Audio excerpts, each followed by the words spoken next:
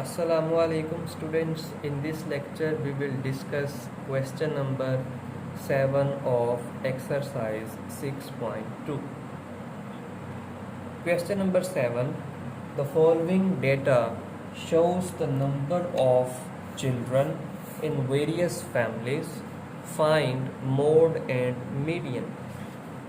ये मैं आपको बुक से क्वेश्चन यहाँ पे शो करवाता हूँ. This is question number 7. ये डेटा गिवन है.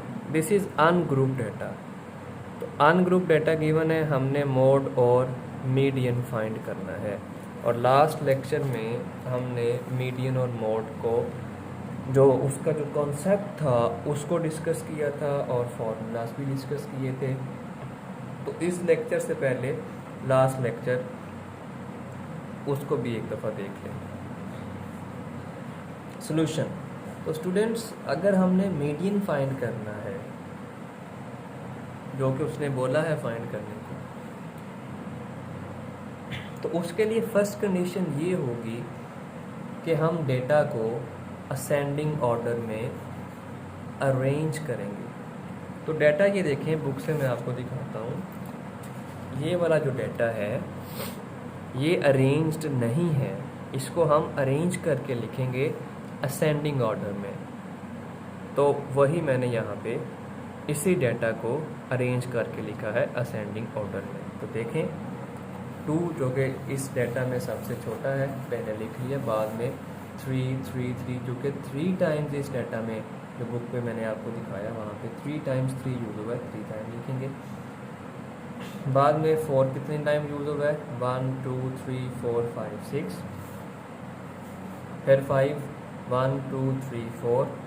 फिर 6 1 2 3 7 1 2 3 4 5 1 2 3 4 5 8 5 टाइम्स. 1 2 3 4 5 6 9 जो है वो 6 टाइम यूज़ हुआ. और 10 1 2 11 1 2 एंड 12 1. तो वही डेटा को हमने अरेंज करके लिख लिया असेंडिंग ऑर्डर में. तो मीडियन फाइंड करने से पहले हम यहाँ पे मोड फाइंड कर लेते हैं. तो मोड तो वैसे भी सिंपल था, मोड के लिए अरेंज करने की ज़रूरत नहीं होती, लेकिन क्योंकि हमने मीडियन भी फाइंड करना था देयरफॉर हमने उसको अरेंज पहले ही कर लिया. सो mode is the most frequent occurring observation in a data set. यही डेफिनेशन है उसकी. तो देखें इस डाटा में कौन सा नंबर है वो सबसे ज़्यादा दफ़ा आया है. तो एक तो देखें 4 है. ये देखें कितने दफ़ा आया जी, 1 2 3 4 5 6 6 टाइम यूज़ हुआ है 4. सेकेंड इज़ 9 भी 6 टाइम यूज़ हुआ है. 1 2 3 4 5 एंड 6. अगर कोई और नंबर भी 6 टाइम आया होता उसको भी हम यहाँ पे लिख देते. तो मोड इसका बनेगा 4 and 9. This is mode, most frequent occurring observation. अब हम फाइंड करेंगे मीडियन. तो अगर आप इनको काउंट करेंगे स्टूडेंट्स, ये बनेंगे टोटल नंबर ऑफ ऑब्जर्वेशन बनेगी 38 and that is even as N is even. Therefore मैंने आपको डिस्कस किया था लास्ट लेक्चर में कि अगर नंबर ऑफ ऑब्जर्वेशन इवन होंगी तो फिर जो मीडियन है उसका ये वाला फॉर्मूला यूज़ होगा 1/2 into n/2 plus n+2 observation.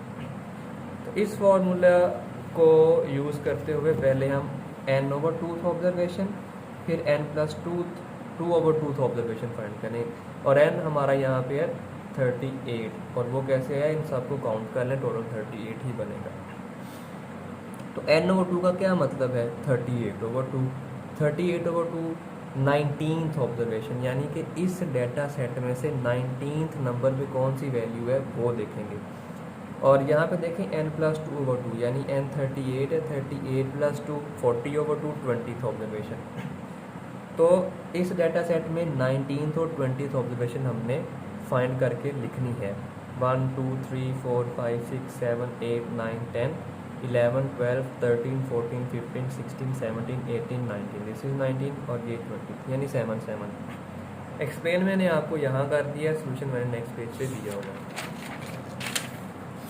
तो वही बात, पहले मैंने n/2 ऑब्जर्वेशन फाइंड की जो कि 7 ही आई.